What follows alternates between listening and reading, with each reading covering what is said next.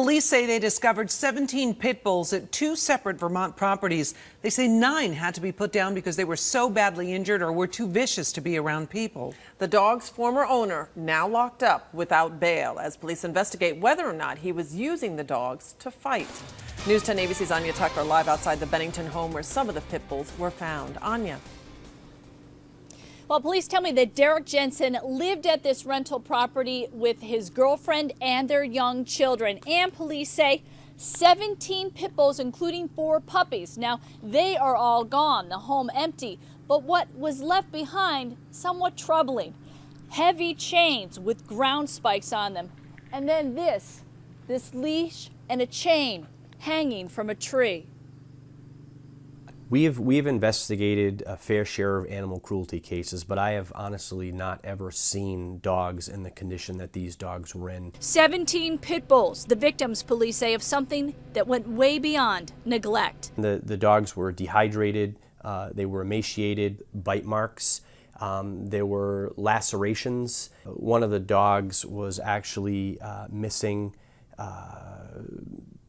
I believe 2 digits. Chief Paul Doucette says out of 17 animals, 9 had to be put down almost immediately, that some were near death and others, sadly, were determined to be too vicious to be around human beings. Their former owner, police say, is Derek Jensen, who was already on probation after pleading guilty to child abuse. He's now locked up without bail on charges of animal cruelty and aggravated animal cruelty.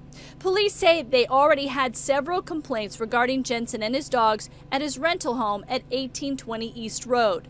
But it was really when Jensen was being evicted with the help of sheriff's deputies that police began to realize the full scope of what they say was going on. They say before they could even rescue the dogs, Jensen had allegedly transported the ones in worse shape to a family member's home a few miles away on Colville Road. You know, some of these dogs we removed from the back of a Jeep Cherokee. They were living inside of a vehicle. Doucette says his investigators are now trying to determine how the dogs were injured. Could it be from fighting? Could it be that the dogs were too close together? I honestly don't know. Jensen pleaded not guilty in court last week. We did try to reach out to him in the county jail for comment, as well as his public defender. So far, no calls back from them.